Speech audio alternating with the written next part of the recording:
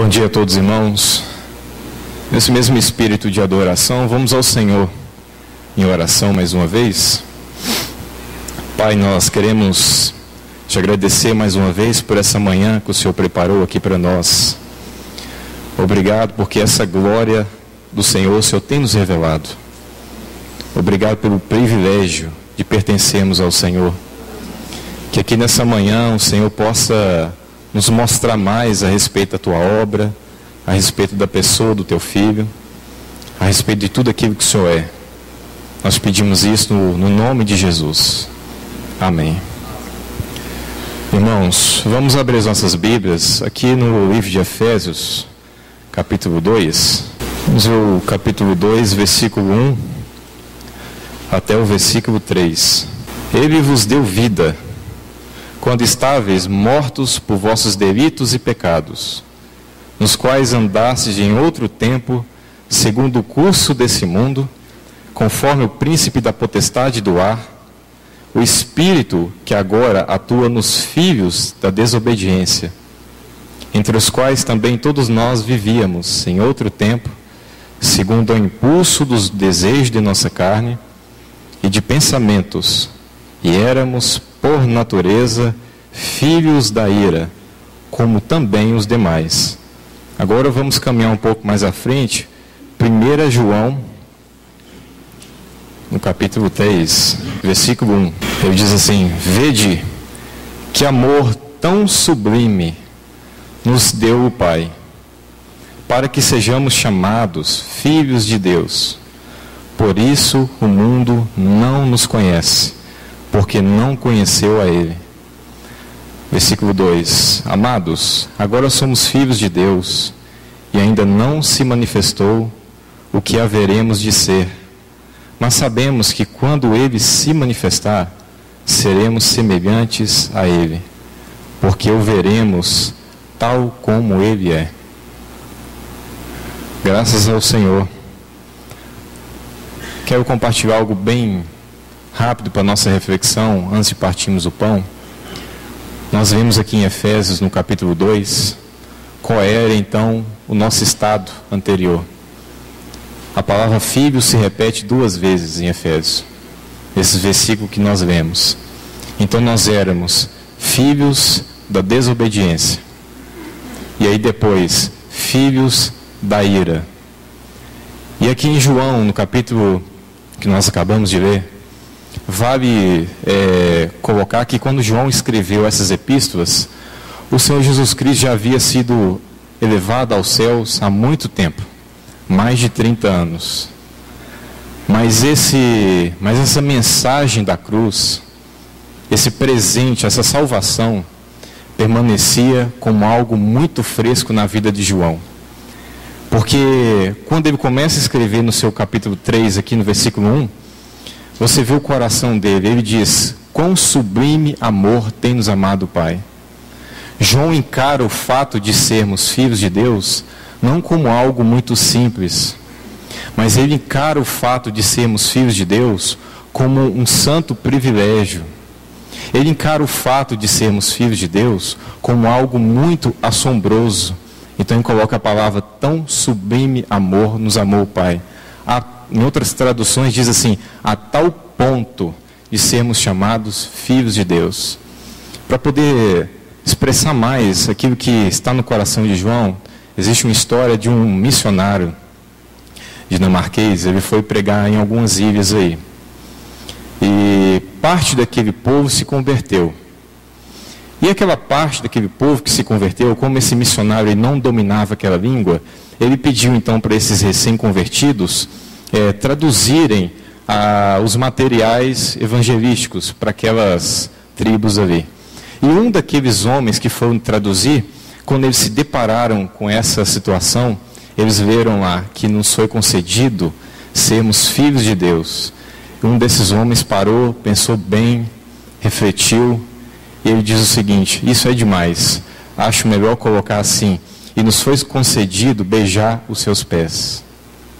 Esse é o mesmo coração de João. A única diferença é porque João conhece que tudo que nós recebemos, por mais assombroso que seja, é pela graça de Deus e pela misericórdia de Deus. Essa foi a diferença. Aquele recém-convertido, ele não compreendia isso. Mas o coração dele, em certa medida, estava correto. Porque é algo muito assombroso. Olha a forma que nós éramos, olha quem nós éramos. Deus, irmãos, se Deus simplesmente nos perdoasse os nossos pecados, já seria de bom tamanho. Porque pensa só, perdão passado, presente e futuro, perdão eterno, já seria de bom tamanho. Se Deus assim quisesse também nos colocar no mesmo nível de serviço dos anjos, também seria muito excelente, irmãos. Porque os anjos ficam diante da face do Senhor, os querubins cantando santo, santo, santo, é o Deus Todo-Poderoso, eles cantam diante do Senhor. Se Ele nos colocasse nesse nível, nós estaríamos muito abençoados e muito satisfeitos. Se Ele nos mandasse para o inferno, somente por um período, e nos tirasse de lá, também seria muito bom também. Mas veja bem o que o Senhor fez por mim e por você. Ele não somente nos deu um perdão eterno, Ele não nos colocou na posição de anjos, mas Ele nos colocou na posição de filhos. Louvado seja o Senhor. Se nós ainda não sentimos assombro, ou se isso não nos constrange, como Paulo diz o seguinte: o amor de Cristo nos constrange. A palavra de constrangimento ali dá a ideia de que por todos os lugares que eu vou, isso me cerca. O favor dele me cerca, o amor dele me cerca. Existe um missionário também, pegando outro exemplo, é o Moody. É dito na história dele que certo ponto da vida de Moody, ele experimentou tanto do amor de Deus, que ele teve que fazer uma oração: Senhor, para só um momento, porque senão não vou suportar. Pensa só, quão sublime amor o Senhor tem nos amado. É esse o coração de João. Se nós não tivemos essa experiência de assombro com esse amor, talvez nós não compreendemos a nossa filiação de maneira correta. Porque tão de maneira rasa os cristãos têm entendido essa questão da filiação nesses dias. Ser filho de Deus se tornou uma coisa banal, mas não é. Porque para nós sermos filhos de Deus, o Senhor Jesus Cristo teve que viver essa vida aqui. Ele teve que se humilhar, Ele teve que ser obediente até a morte, morte de cruz. Para sermos filhos de Deus, Ele teve que aguentar todo tipo de ações contra a sua pessoa. Uma vez um irmão entre nós até orou que quando o Senhor Jesus Cristo estava lá com os discípulos no monte, quando seu corpo transfigurou, ali se Ele quisesse ser assunto aos céus, Ele poderia. Mas Ele manifestou a intrépida resolução de ir para Jerusalém. Por quê? Para nos tornar filhos de Deus. E aí o maior mistério de todos, que é aquele filho que é unigênito, ele deixou de ser unigênito para ser o primogênito entre muitos irmãos. Então a nossa salvação, ela é algo grandioso demais. E Deus nos deu essa vida aqui temporária para que nós possamos caminhar, experimentar mais as realidades dessa salvação. Então, graças ao Senhor por isso. Quando nós falamos de ser filhos, todos nós somos filhos, e nós sabemos que o maior privilégio de um filho é que ele nunca será lançado fora. Assim também com as nossas vidas, porque nós somos filhos. E um detalhe dessa adoção de Deus é porque quando nós falamos de adoção, nós estamos falando de um casal que adota uma criança que não é do seu próprio sangue, mas a nossa filiação, ela é algo sobrenatural, porque nós nascemos de novo na família de Deus, ou seja, nós somos filhos legítimos. Irmãos, pense só um pouco a respeito quanto Deus ama o seu filho, a ponto dele escrever todo esse livro aqui, fala somente do seu filho, do início até o fim, é somente a respeito do seu filho. Os autores, os evangelistas vão resumir para nós que Ele é o motivo, Ele é a causa de todas as coisas. Por meio dEle, para Ele, são todas as coisas. O Pai chegou a dizer, quando Ele estava caminhando aqui nessa terra: esse é o meu Filho amado, e quem tenho todo o meu prazer. Deus não tem nenhum prazer em nós mesmos, mas agora quando Ele nos coloca na sua família, esse mesmo prazer, que isso é até difícil mensurar, o mesmo prazer que Ele tem em Cristo, Ele tem em nós também, porque nós estamos em Cristo, então Deus nos olha como se estivéssemos em Cristo. Quando nós falamos da justificação pela fé, a primeira vez que eu vi uma declaração de um irmão a respeito disso, numa literatura, o irmão disse, para mim aquilo soou tão escandaloso, ele disse que na justificação pela fé, Deus olha para nós como se nós nunca tivéssemos cometido um delito, nós que éramos somente delito e somente pecado, justificação pela fé. Que obra maravilhosa que Deus fez por nós. Nós estamos falando aqui, tem sido compartilhado a respeito da glória de Deus. E o Senhor Jesus Cristo ora para que eles vejam a sua glória. Mais interessante que João 17, ele também diz o seguinte: eu vos dei a minha glória. Que magnífico isso. A mesma glória que Ele tem como Filho. Não seremos deuses. Essa divindade nós não compartilhamos, mas em certa medida, esse amor do Pai pelo Filho, nós compartilhamos. Isso não é nada pequeno. Graças ao Senhor por isso. E a partir do momento que nós somos filhos, nós temos um acesso livre ao Pai. Nós estamos falando de uma família normal. Em uma família normal, todo filho tem um acesso livre ao seu Pai, não é assim? Senhor Jesus Cristo, lá no Getsêmani, Ele orou: Pai, se possível, passa de mim esse cálice. Mas a palavra é Abba, Pai. Essa palavra que somente Ele poderia dizer para o seu Pai. Isso para os judeus era algo muito escandaloso, porque para um judeu, Deus ser Pai, nesse sentido, e ainda essa palavra papaizinho, isso para o judeu é um escândalo, para uma mente religiosa. Mas depois que o Senhor faz toda essa obra de propiciação, porque Ele é, como diz João, a propiciação pelos nossos pecados, depois que Ele ressuscita, Ele diz: eu subo para o meu Pai e vosso Pai. Porque antes não era o nosso Pai. Nosso Pai quem era? O diabo. Porque Ele mesmo diz para os judeus: vós tem por pais o diabo e quereis fazer a sua vontade. Nós éramos esses filhos da desobediência. Então, lá em Romanos, Paulo entendeu muito bem isso. Ele diz que agora o Espírito Santo, ele testifica com o nosso espírito que nós somos filhos de Deus. E ele clama dentro de nós: papaizinho. Uma palavra muito particular, uma palavra que, segundo os estudiosos aí, é somente usado para os filhos em casa com seu pai. É uma palavra muito individual, mas essa palavra que nós podemos chegar ao nosso Pai hoje: papaizinho. Graças ao Senhor por isso. E como sendo filhos, nós também compartilhamos da mesma natureza do nosso Pai. Louvado seja o nome do Senhor. Porque na Nova Jerusalém, que nós sabemos que não é uma cidade com estrutura, nada disso, o Senhor tem nos falado que na verdade a Nova Jerusalém é a consumação máxima da sua obra no seu povo. Mas o que tem na Nova Jerusalém? Somente o governante lá vai ser a natureza de Deus. Aquilo que Deus tem feito em nós, é aquilo que Ele tem colocado em nós pela vida do seu Filho Jesus. Graças a Deus. Então na eternidade futura não terá nada de nós, nada do pecado. Lógico que a nossa personalidade, tudo aquilo que nós somos, a nossa personalidade continuará, mas transformados.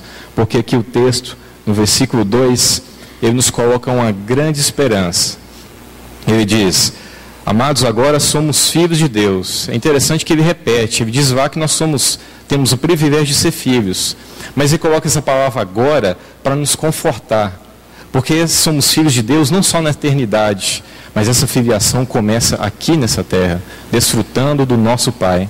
Aí ele diz: ainda não se manifestou o que haveremos de ser, mas sabemos que quando Ele se manifestar, seremos semelhantes a Ele, porque o veremos tal como Ele é.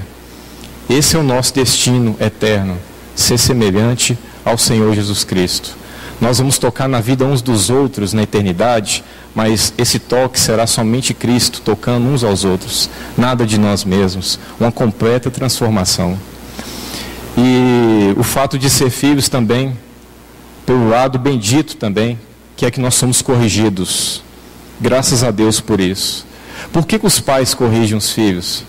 Principalmente os pais mais antigos, porque os pais de hoje, esse mundo está tão perdido, mas os pais mais antigos, eles corrigiam bastante seus filhos, e a correção forma o quê? Caráter. E nós que somos pais, nós corrigimos nossos filhos para a formação de caráter. Qual que é o objetivo do nosso pai nos corrigir? Formar o caráter do seu filho em nós. Graças ao Senhor até pelas suas correções.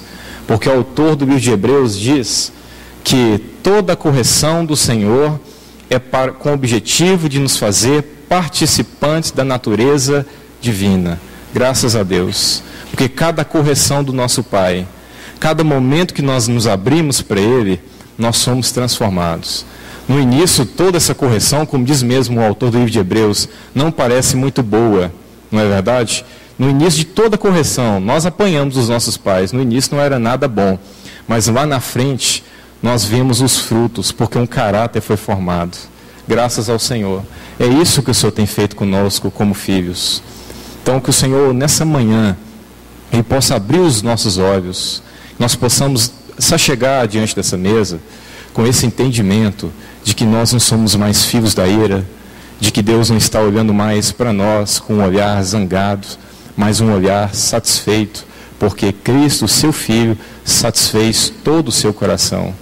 E tudo aquilo que Ele fez, Ele depositou de graça na nossa conta, saldou a nossa dívida e ainda nos deixou com saldo positivo por toda a eternidade. Bendito seja o nome do nosso Senhor.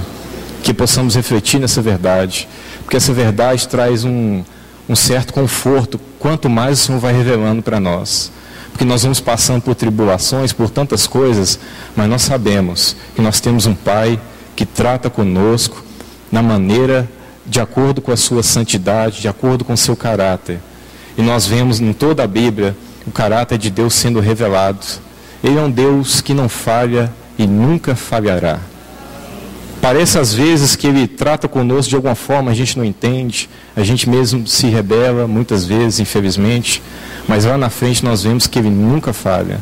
Seus caminhos são totalmente perfeitos. Então, graças a Deus, porque a nossa vida está nas suas mãos.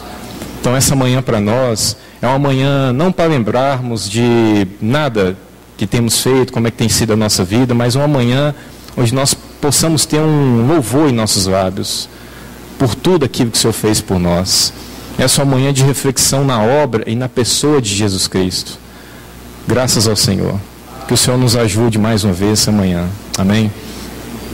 Ó Pai, nós queremos mais uma vez te agradecer. Obrigado porque o Senhor nos adotou na sua família, Senhor. Obrigado porque nós somos filhos eternos agora. Obrigado porque antes nós éramos filhos da desobediência, éramos filhos da ira, mas agora nós somos filhos legítimos de Deus, Pai. Nós somos inseridos nessa comunhão da Trindade Santa do Senhor. Obrigado, Senhor. Não temos palavras para poder expressar nossa gratidão por tamanho privilégio de sermos filhos de Deus, de podermos desfrutar da Tua pessoa, da Tua bondade, do Teu amor. Que nessa manhã possamos beber goles maiores do Teu amor, Senhor. Porque a Tua palavra diz que o Teu amor lança fora todo medo. Que o Teu Espírito Santo venha sobre nós essa manhã, enchendo nosso coração de gozo, de alegria. Restaure em nós nessa manhã a alegria da Tua salvação. Porque o Senhor nos colocou o penhor do Teu Espírito como a garantia de que nós temos a vida eterna. Ele habita em nós e nós Te louvamos por isso. Bendito seja o nome do Senhor para todo sempre. Amém.